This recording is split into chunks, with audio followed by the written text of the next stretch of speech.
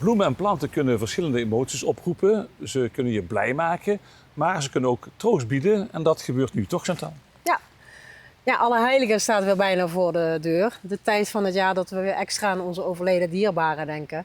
En vaak gaan we dan ook wat meer naar de graven toe om daar wat extra aandacht aan te besteden. Dus we gaan vandaag 2 potten opmaken. Ik mag weer aan de slag. Ja, het ging hier de vorige keer zo goed af met de potten. Dus maak maar 2 mooie potten op. Dit is een siergras, callicephalus, heiplantjes, chrysanten, pompoenen voor als je wat wil afwerken. Ja. Het is een graftakhouder. En het hart is eigenlijk allebei hetzelfde. Het is van steekschuim. En dat laat je vol zuigen met water. Nooit onderdompelen, gewoon rustig laten volzuigen.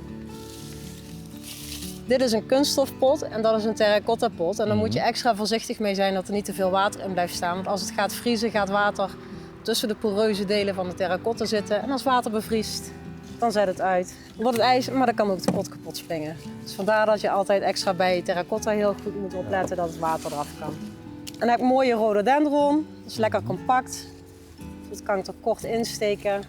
Nou, in een klassiek grafstuk houden we meestal een driehoek aan.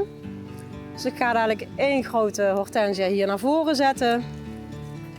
En 2 een beetje schuin wegsteken in de zijkanten. Dus aspidistra-blad. Het houdt ontzettend lang. Dus eigenlijk wel bij elke bloemist te krijgen. En dan kun je een beetje mee rollen. Dan heb je een mooie vaste groene vorm.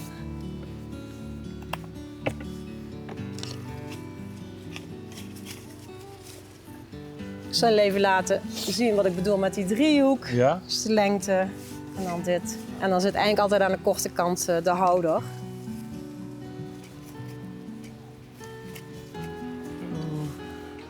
Nou. Kijk, Chantal, de eerste is af. Nou, mooi. Mooi toch? Ja. En ik blijf dus eigenlijk continu bezig om die driehoek ook met mijn materialen er mooi in te houden.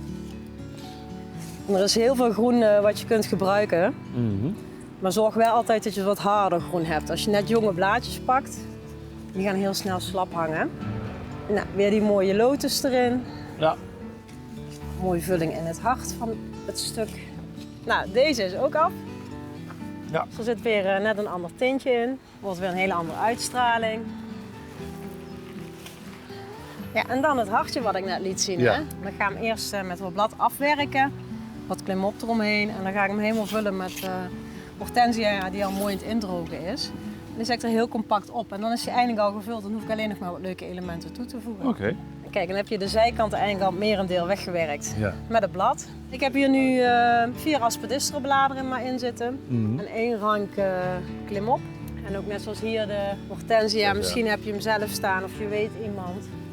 En als je deze hortensia voelt, je hebt de hortensia die nog wat meer kleur heeft, die voelt heel slap. Ja.